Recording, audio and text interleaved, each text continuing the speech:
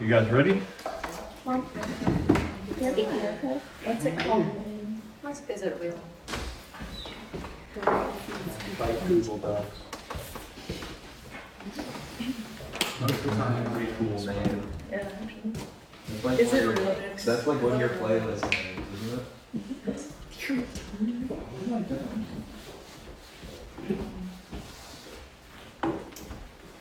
Are there? Yes. Should I read the analog? Because it's like the poem. Whatever you think. Yeah. Did you want to read it after the poem, before the poem, or at all? So what do you? Whatever you feel like. It doesn't relate to the poem as I thought it was. Okay. I'll just read.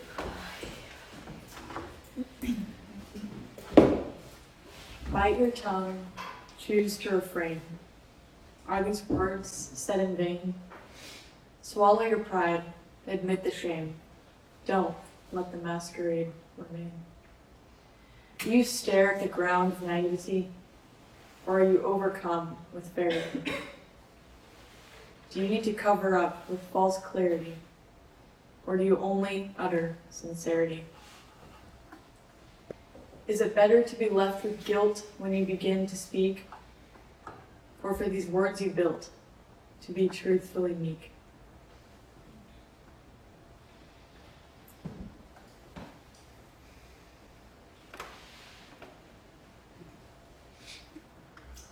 Good work, Ed.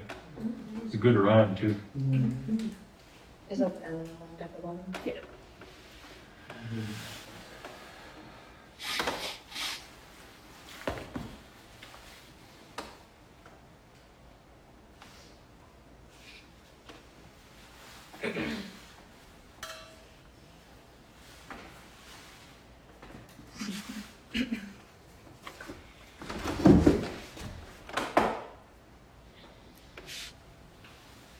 What does verity mean, man? Isn't it like hidden? I'm just. No, isn't it like truth, but like, Are you asking me? yeah. I was asking you. Jaden would like to learn something. I don't know. And You know that you know. What did you mean in the context of the poem? like truth. Truth? Yeah. Let's see what Google. Yeah, I might used it like severity, but without the severe part. Truth, principle, or belief. What more are you gonna know?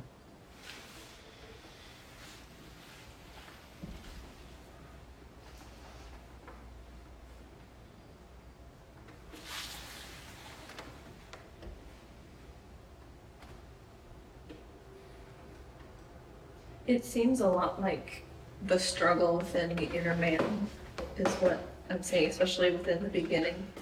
Like you're walking yourself through something, which I think you tend to do a lot in your poetry, which I really like, showing the struggle within a person and their self, and kind of how there's always a question at the end. I really like when you do that because it adds a lot more, like, I guess, food for thought, because you have to think about it more than it just reaching that end.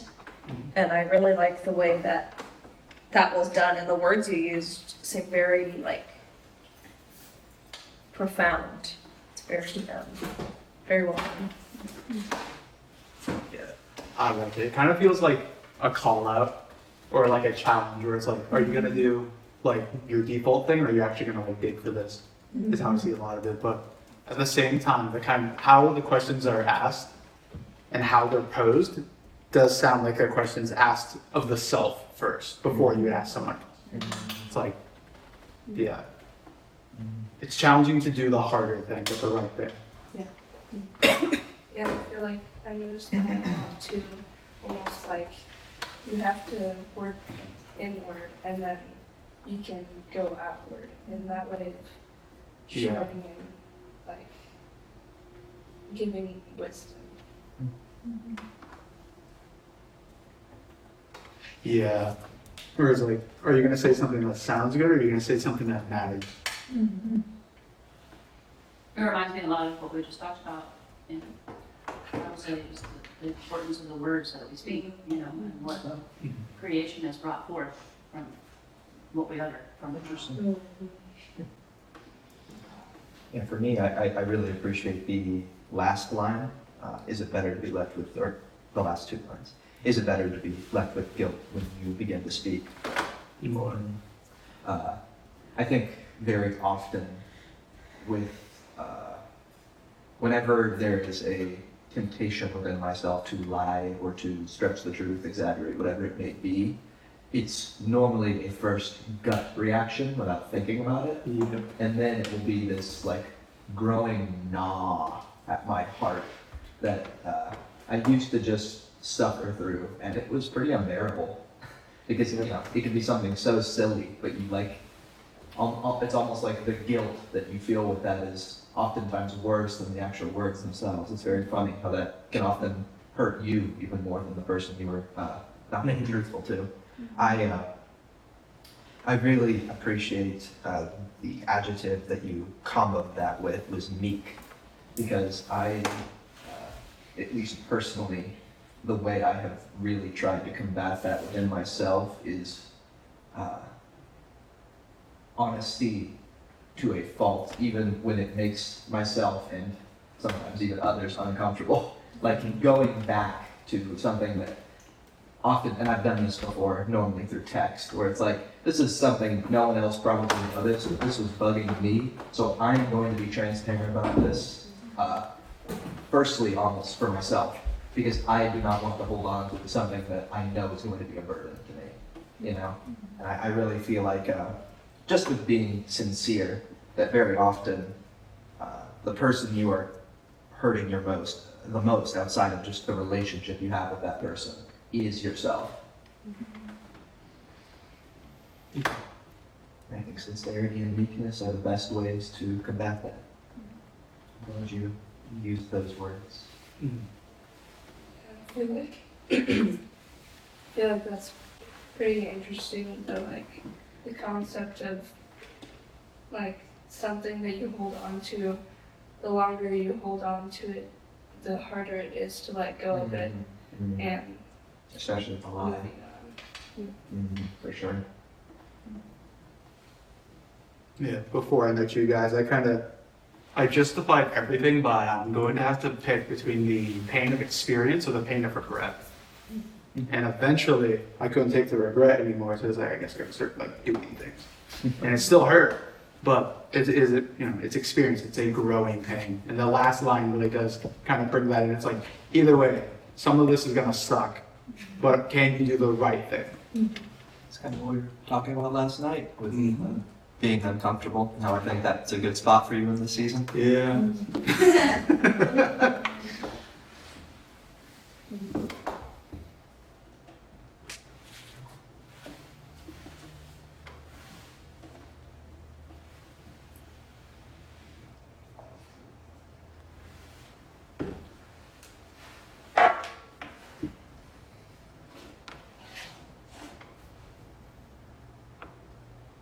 What made this analytic stand out to you? Why this one? Was it kind of just like you read over some of the ones you looked at and this one jumped out the most? Yeah, it was a long time.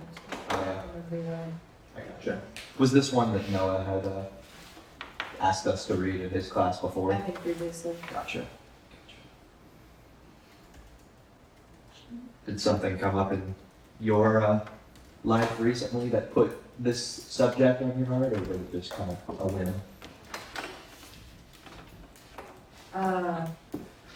This is what just collated into your brain. Yeah, it's not like recent, but Sure. like, It was a while ago, I'll get that. I intentionally withdraw from like talking in these times because because I'm just saying things just so that I'm doing the right thing. And when there's things that I can't just sincerely say or sincerely offer thoughts, I find it better to just not, even if technically it's not maybe the right thing. Yeah, I think that is 100% right. You know, I'm really happy you said that. Tim and I had a talk, I don't remember when, a little bit ago, but it was kind of about the emphasis that I think we put a little too much on sharing in these times. Because I think very often it can be easy to confuse extroversion with doing the right thing. I think some of us, I would actually say quite a few of us more quiet, I say us, quiet people, some of the more quiet people in our group, I think it's just an introverted, there's a word for it, but basically an internal way of processing things. And I feel like the emphasis we place on sharing in this class or even others, I think can be misguided sometimes. Because I see truth being worked out in people like you and people like Esther, who I don't think sharing is the end-all be-all that we should judge each other on based on like whether this person is properly engaging with the material. I love that you just said sometimes it's better to not speak than to share something insincerely. And I think that 100% at this time. And I think that just because someone is not speaking should not at all be a judge as to whether or not that person is honestly engaging with the material. Because at the end of the day, whether you are speaking during this time or not speaking during this time, the real proof in the pudding of any of this mattering is how you live your life. And I see that in everyone here. I see everyone here takes a little bit of what we talk about and what we learn about and bring that into their day-to-day. And I think that is better proof than any words you could express during this time. And so I think really, as much as sharing is nice, and obviously if you have something, do share it. But I don't think it should be this burden that you feel like there's something you have to pull out within yourself. Another thing Tim said that was really impactful is something the Lord puts inside some of us that he doesn't want shared during certain seasons. It's burying treasures. And I think that, quite honestly, some of us that are, myself included, a little too anxious to blurt everything out the second we get it. Well, the Lord doesn't want to give treasures to people like that aren't going to store them in the proper season. I think really with the more quiet folks, that there can be some really deep and powerful stuff hidden in those hearts that, quite honestly, it's just not the season for. And so I don't think there should be any shame or guilt or condemnation from any of us towards another brother or sister because of quietness during these times. But thank you for bringing that up, because that's been on my heart a little bit recently. Thank you for sharing that, because I definitely have a hard time with that. Because I always feel like I have to say something right or have the right words, but it's really not that way. So that's why, like you said, I can restrain sharing, just because I want it to be from each other. And if it's not going to be, then I don't want to say anything. Exactly, 100%. Okay, so then let's touch on this line, because I agree, but I want to touch on, this is the line that stood out to me in the middle of your poem. Do you stare at the ground of naivety? Like, share your heart a little bit there, because that would be a vision of someone, staying quiet or not speaking out. But the opposite side of, I read that as if that's not the right stance, right? Like you wrote that because you went on to say the opposite, which you want to overcome. So I would just love to kind of hear your heart to speak about that line.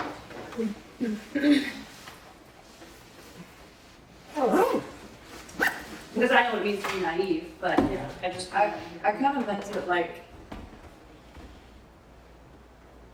take like a person that would just talk and not know that they're not being honest, or like, or they are mixing and turning things, but they don't know it. So it's not like they're like just trying to do this or just trying to sound good. Like it's like they don't know. It's just engraved in their head to just. Yeah. They're performing. They don't know, so it's not like they're actively like. Would that be what Confucius would call glib? Is Yes, that not 100%. No, 100%. Yeah.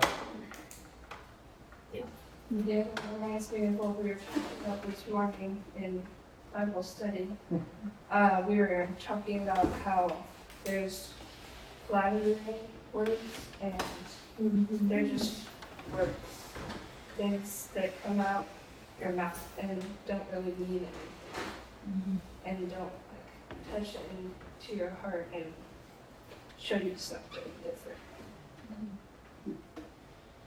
It reminds me too a lot of something we've actually been talking about, or going through in the analytics with heart posture and the way you carry yourself.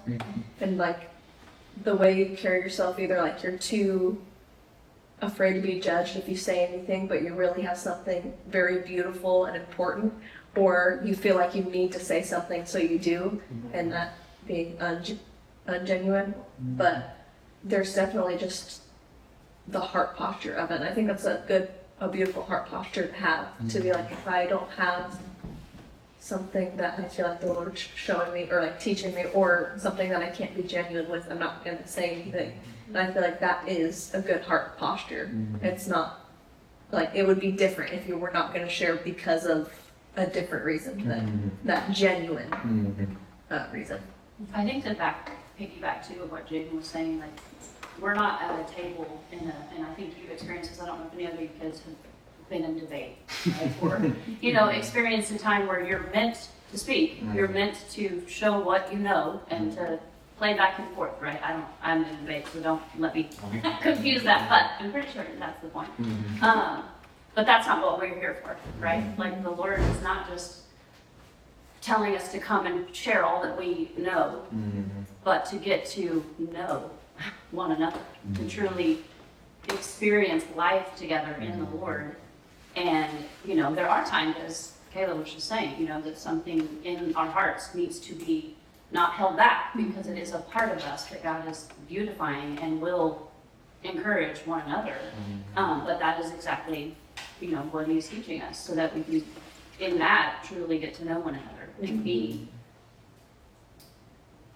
just, you know, experiencing what God is doing within each other's lives while it's happening. You know, like that's what our lives are meant to be, and how we're meant to grow together. So.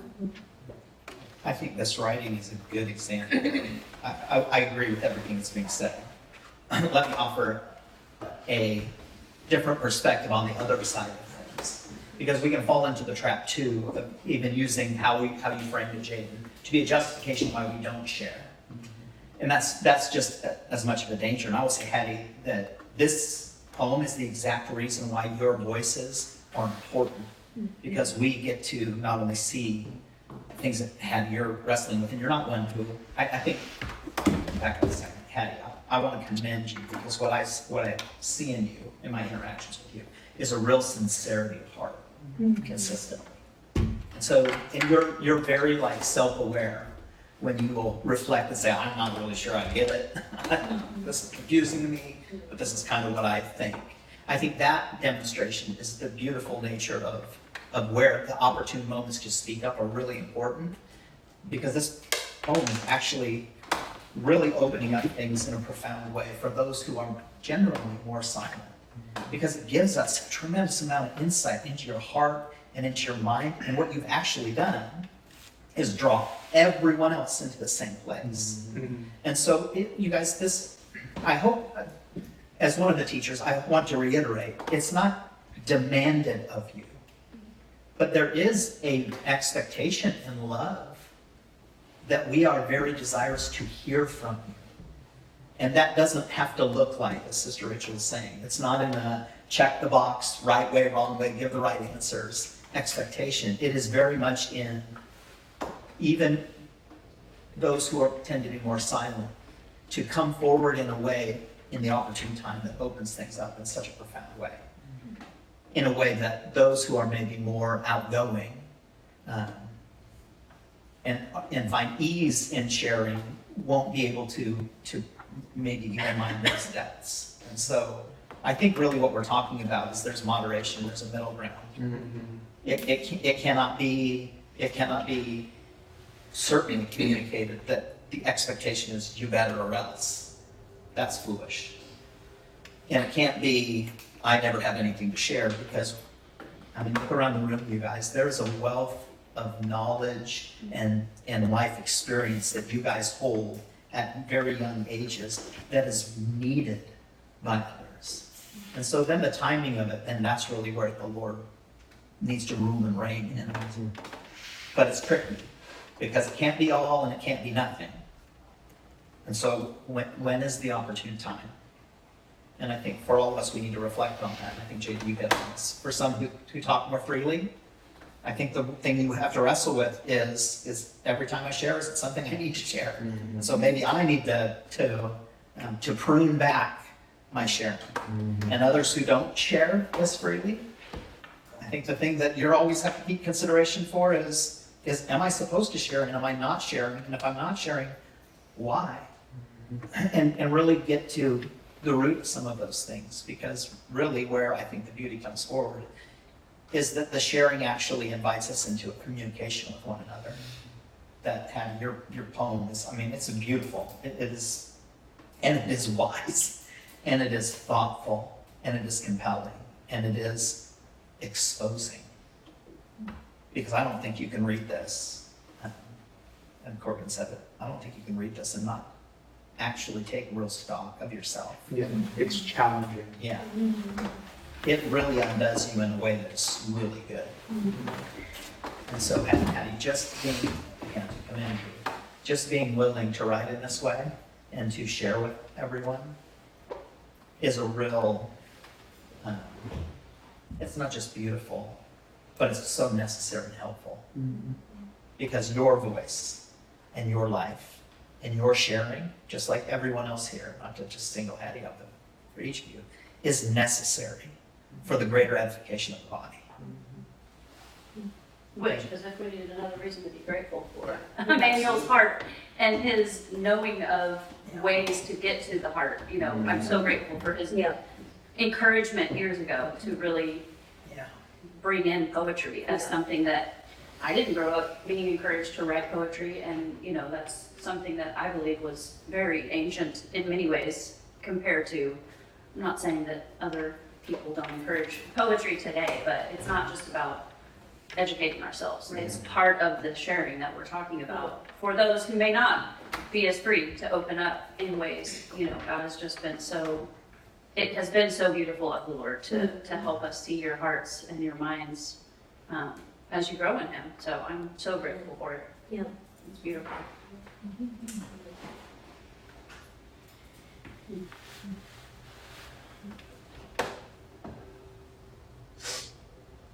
Along the lines of what Justin was saying regarding the expectation we have for each other during this time, like just offer thoughts and the need and desire that's there too. I encourage especially for those that don't share as much, a shift from like how you as an individual are engaging in the time, you focus on that, to a kind of environment that we're trying to build as a group, or maybe even as a team, if you want to put it that way. Because this is a thing that we're practicing together. Like, just to use a silly but very I guess relatable example for most of you, like just think of it as participating in a volleyball game. When the conversation is in the air, if you will, somebody should be there to receive it, to pick it up. You know what I'm saying? And we've all witnessed players who are like always kind of doing their own thing, or maybe like I've been accused many times as someone who doesn't set the ball, like I just will hit it right back over and just almost kind of like think that I've got the game under control, or however that may appear. But to work as a team means that you kind of do this back and forth before it goes over. You know what I'm saying? And you also have players that do the opposite. They kind of they almost seem as if they're a little scared of the ball and don't really want to have anything to do with it, even if it comes directly to them. And there's another thing that I've also done is, like, it will be coming obviously to me, and I'm like, got it hit there right next to my foot, and I'll just have assumed maybe someone else was going to pick it up. You know, just those simple mistakes. But maybe you could think of the expectation minus some of like the competitive urgency that's present in volleyball. That same kind of expectation that we have towards each other in that sport is something we have here, because that's the teamwork aspect of it that I'm seeing. Is we want everyone to have an opportunity, just as, we don't ever keep people in their same exact positions in a game. We're always, rotating one position to the other. Everybody has a chance to contribute to the sport, to the team, and their efforts to win the game. And again, there's not any kind of competition here versus another team.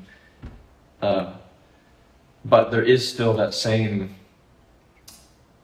dependency that we have on one another to create an environment.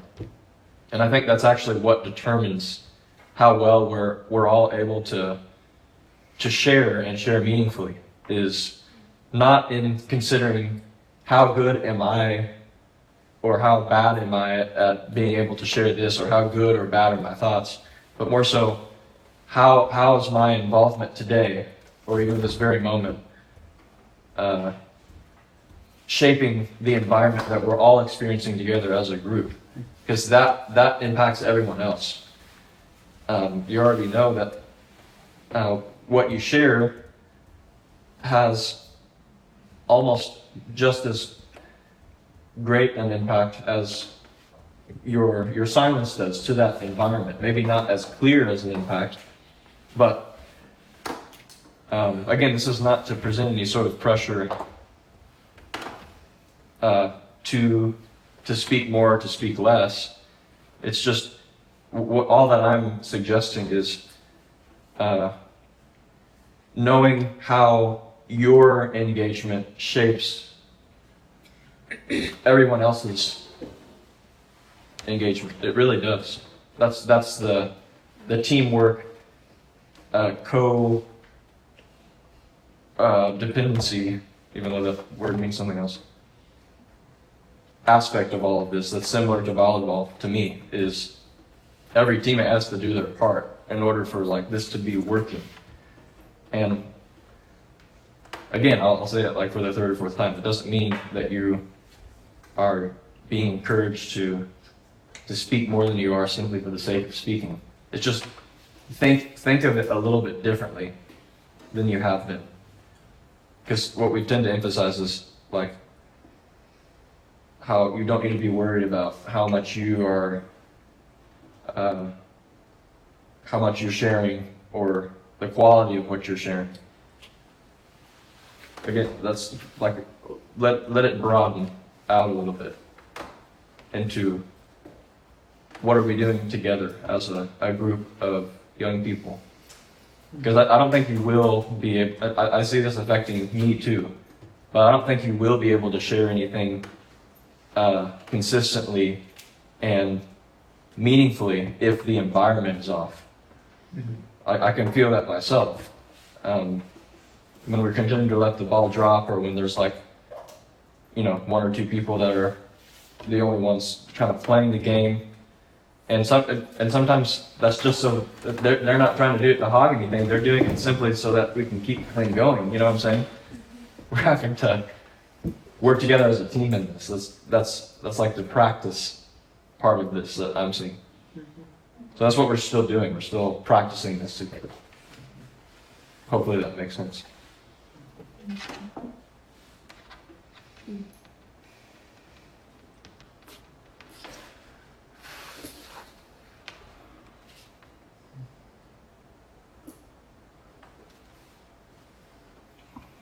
Do we have anyone else?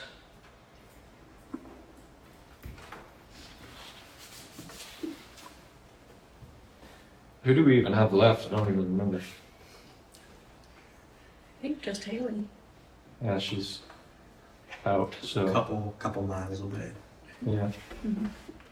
Well, in that case, I guess maybe we end up ending pretty early today because I don't have things prepared to.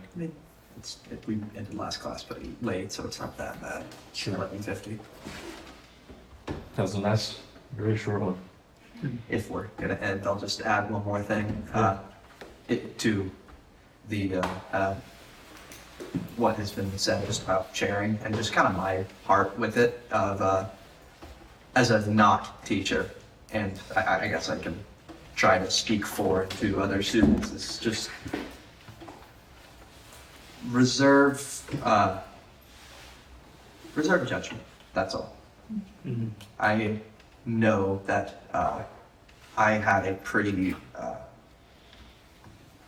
big perspective change on that recently, and I saw just how subtle judgment can be. And I think more than any expectation from teachers or teamwork or how we're all trying to do that, the judgment that we hold towards one another can shape reality and create silence and create blockades more than anything else can. And so I speak as myself, for myself, as someone who saw that I had a lot, and probably still do, but I'm working on weeding that out with the Father. But just remember, we're all on the same team at the end of the day, and that someone's silence does not mean someone's absence. Mhm. That's all. I just want to add something to that too, because I love kind of Confucius mindset here, is to kind of approach everything with curiosity, you know, and more that heart posture of like wonder and learning from every person. And so, you know, even silence can be a language, and it doesn't, you know, we hope for the best and we see the best and we learn from one another. And I think when we focus, when we shift our mindset for judgment, as opposed to always assuming that it's trending towards something negative, that we're hopeful. I mean, you guys, we're all here for God. We're here because we're turned toward Him. And so let's just drop the judgment that it's for anything else. And it's like with the love of learning. Right? Exactly. Which, you know, Haley and I were having a discussion, and she actually said that Noah said it to me like 6 months ago, and I don't remember that. But she said love of learning is repentance. And I was like, yeah, it is. Because we're just turning back to God. That's all it is refocusing our vision back toward Him. And so if we can, you know, have a growth mindset, that's what it is. Always pressing towards the goal. Always pressing toward unity. Always assuming the best in one another. And looking at it with a upward focused curiosity. And so asking questions, not in a way to judge someone, like Jaden was saying, like, no. Let's look at one another with an expectant curiosity of, can you help me see what where are you here? And that way, you guys, we get to know one another as eternal beings. We get to know one another as the person that God is building, and not this person that we're trying to get rid of. Because we're all trying to lay down one life and be built in a new one, right? We're all there, every single one of us. We're all in different spots, but we're all in the same dichotomy of giving up one way of life and being built in an eternal way of life. And so that's beautiful. And the more we function together in that way, I love what you were saying, Noah. It's like a machine almost that builds momentum on itself. So the more we start to work in this way, the more momentum it builds in this way. Yeah.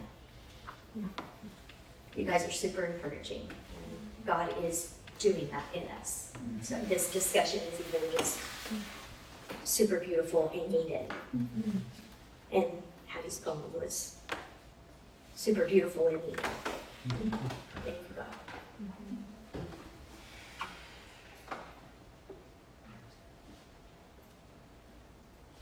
Yeah, maybe to tie some of these things together a little bit, or at least try to. It might be a bit of a stretch, but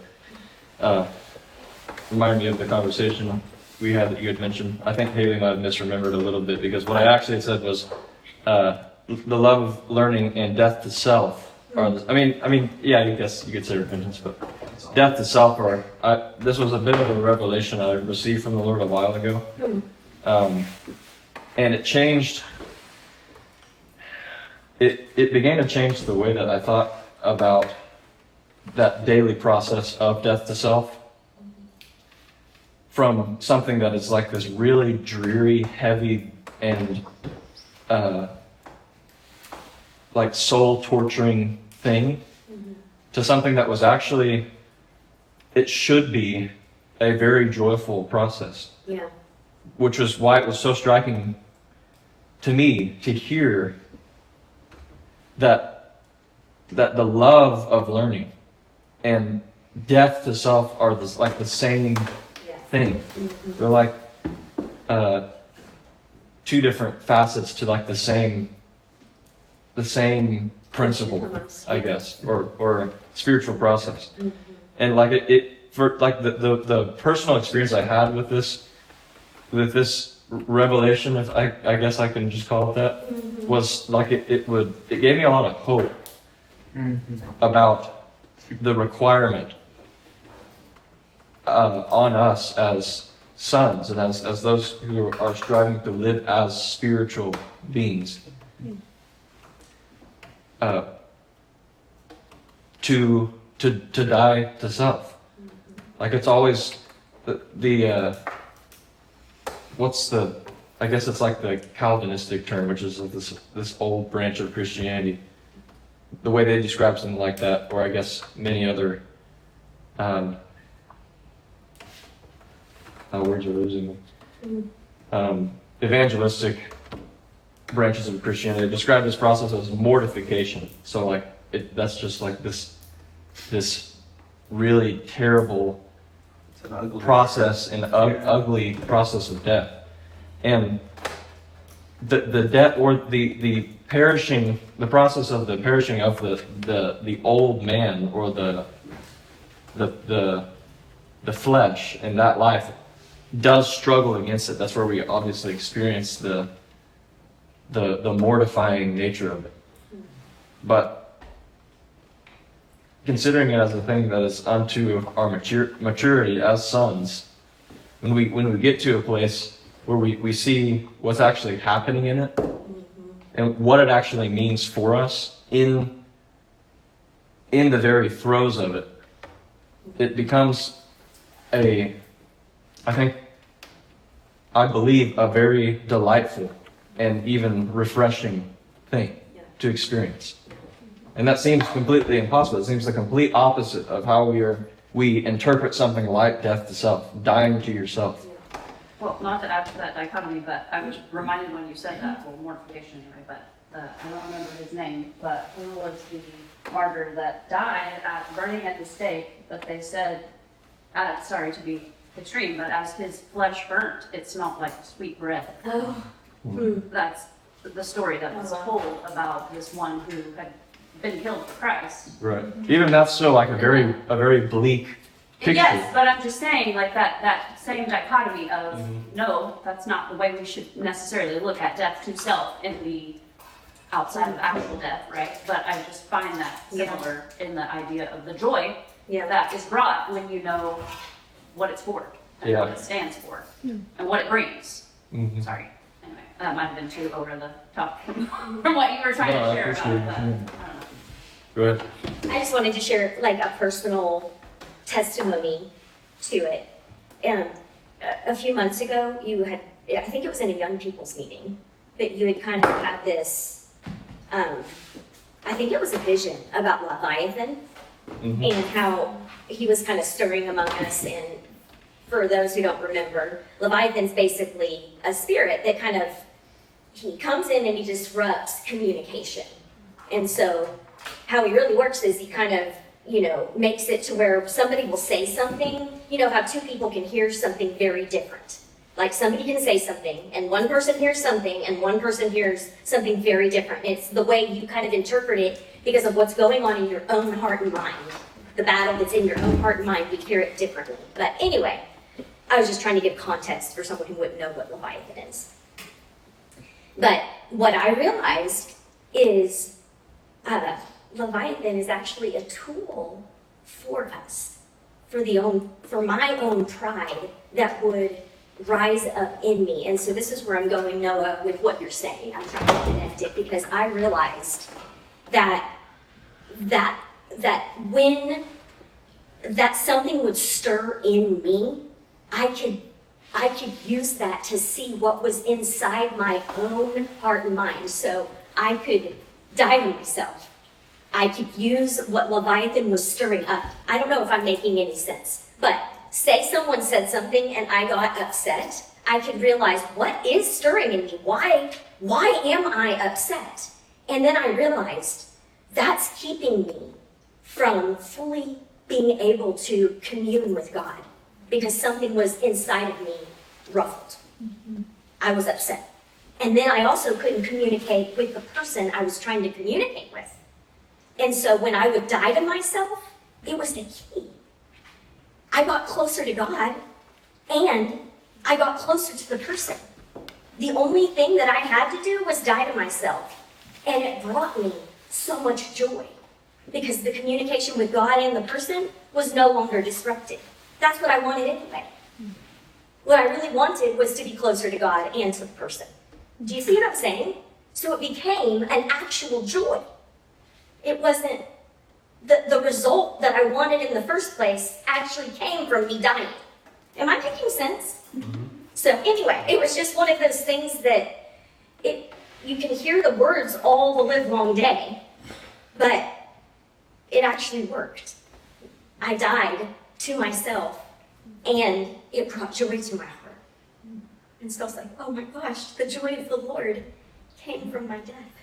And it was real. Those aren't just religious words on a page. And so now, when I get stirred, I'm like, oh yeah, this is something deep down in me that I don't even know is existing. I'm gonna humble myself under the mighty hand of God. And I know by experience, He will lift me up. I'll be closer to Him as a result of it. So, anyway. Sorry to kind of drag it along, but Yeah. I was just gonna say something that I was reminded of when you were talking about like the Leviathan spirit and just kind of like not being able to communicate as well. And it's funny that that was brought up because I recently just found our old tape recorder and I really like using it. It's just a fun little thing to use and record stuff on. And it reminded me of that because when a tape recorder, like the tape gets unraveled or like messed up or tangled, it sounds like distorted, and it reminds me that being tangled up and all that will not be able to help you communicate, and it will kind of cut you off from, helping people understand what you're saying or where your heart posture is coming from. Yeah. Very good visual of that.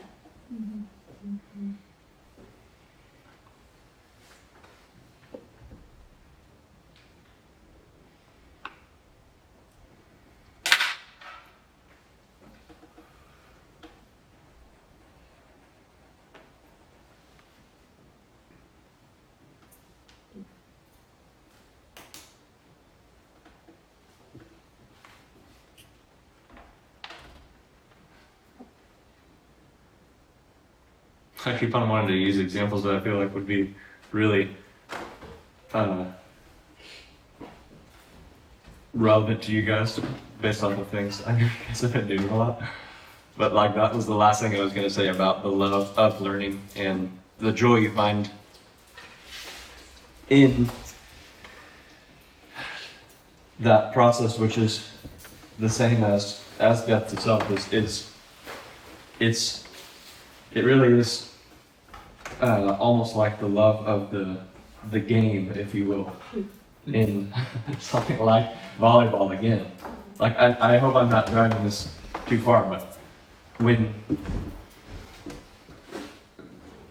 the only reason I'm using this example is because I know you guys understand this really well, much better than me too. And so I'm hoping there can be some parallels in this that make sense for you. But do you think you enjoy that game more when you're a lot better at it or when you're a beginner at it?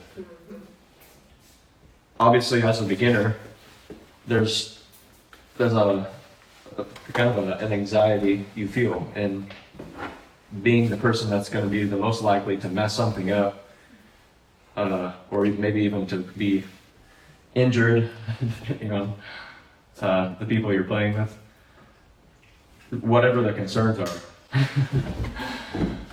But once you, that's kind of that first stage of maybe say your first experience with a reality like death itself is, you're just entering into the game, if you will. And so there's a lot of overcoming as far as certain fears go that needs to take place before you can actually experience the real enjoyment of that game. Which again, even when you get to the point where, say you're someone slightly on the taller side like me, and you realize that when you're near the net, you can do like these little, what do you call those? Tipping. And you get points for your team and you feel like you're doing really well. That's still a much lesser stage of arrival at the enjoyment you can have in that game. If I were to instead learn to, as I'm often encouraged to do, set the ball a little more often, give my other teammates a chance, or learn to work with them better, then I realized that the self-focused enjoyment that I was usually after, being in that position, making points for the team by doing that simple thing, was actually a much lesser place of enjoyment that I can experience in that game. So the more my perspective shifts from, the initial fears, and maybe there are experiences you have where, you do have these experiences. You cause the team to lose a lot because you're a beginner. But hopefully your teammates are patient with you and work with you and teach you things. Or maybe there's other occasions where you're hit or you're bumped into, all those things that are inevitable. Then you get to that next stage of you feel pretty good about yourself in certain ways, but you realize it's putting kind of a strain on your team, and your team members kind of let you know that. And so you finally get to a place where you're a fully functioning member of this body, which is your team. And it's at that point that you come to realize through this process, this stage-by-stage process that you went through, and that you are now experiencing the height of, which is kind of a picture of the love of learning, or death to self, which cannot ever happen outside of a group of people, a team. You finally get to the place where you truly love the game. And this is just kind of a smaller, not very eloquent picture of a higher life principle, but is that hitting home for anyone? This volleyball example? Because I know you guys do it a lot, but this is how simple you can consider these things. With the same, and maybe even a greater motivation, obviously a greater motivation than you have with a sport. But it follows the same kind of rule, it follows the same kind of process. Our spiritual life does, that is.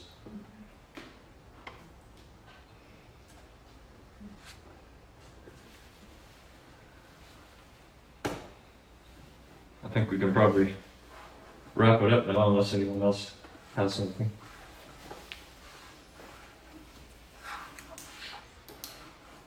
Okay.